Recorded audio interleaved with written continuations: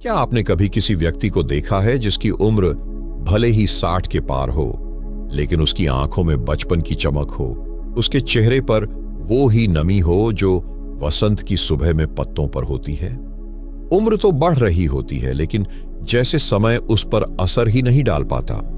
उसका शरीर नहीं, उसकी आत्मा जवान रहती है। ऐसे लोगों के पीछे कोई चमत्कार नहीं होता, बल्कि एक सूक्ष्म गहन तकनीक होती है, एक तरीका जो भीतर की उस ऊर्जा को जगा देता है जो न उम्र जानती है, न थकावट, न रोग, न मृत्यु।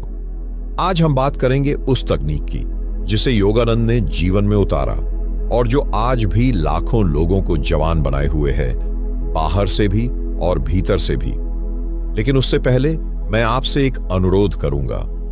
यदि आपको यह विषय दिल से छू रहा है, अगर आप जीवन में सिर्फ जीना नहीं, जागना चाहते हैं, तो इस चैनल को सम्मानपूर्वक सब्सक्राइब कीजिए।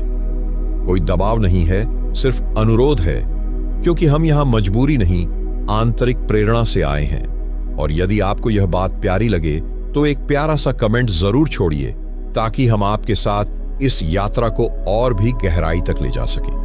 अब आइए बात करें उस तकनीक की जो योगानंद ने दी, लेकिन शब्दों से नहीं, मौन से। योगानंद ने कहा था, जो भी सत्य है वह तुम्हारे भीतर पहले से ही है, उसे पाना नहीं, उसे जगाना है। और इसके लिए उन्होंने जिस विधि की बात की वह थी प्राण में उतरने की कला। ये शरीर, ये मन, ये स्मृति, ये सब उम्र के साथ थक जाते हैं, लेकिन प्राण कभी नहीं थकता।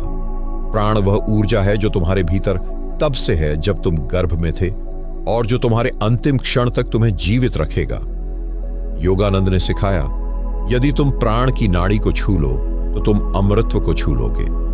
सवाल उठता है, यह कैसे संभव है? क्या यह सिर्फ एक विचार है? नहीं, यह एक जीवंत अनुभव है।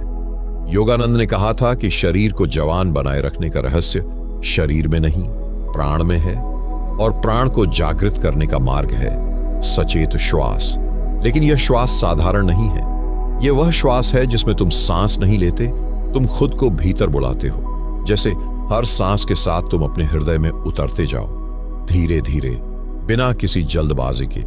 जैसे हर सांस के साथ तुम अपने शरीर से एक कदम पीछे हटते जाओ और आत्मा में प्रवेश करते जाओ। योगानंद कहते हैं, हर सुबह जब तुम जागो, सबसे पहले आंख खोलो नहीं, श्वास को महसूस करो। जैसे कोई देवता तुम्हारे भीतर उतर रहा है, वैसे। यही वह क्षण है जहां शरीर जवान नहीं होता, आत्मा प्रकाशमान होती है। जब यह अभ्यास प्रतिदिन किया जाए तो धीरे धीरे तुम देखोगे कि उम्र तो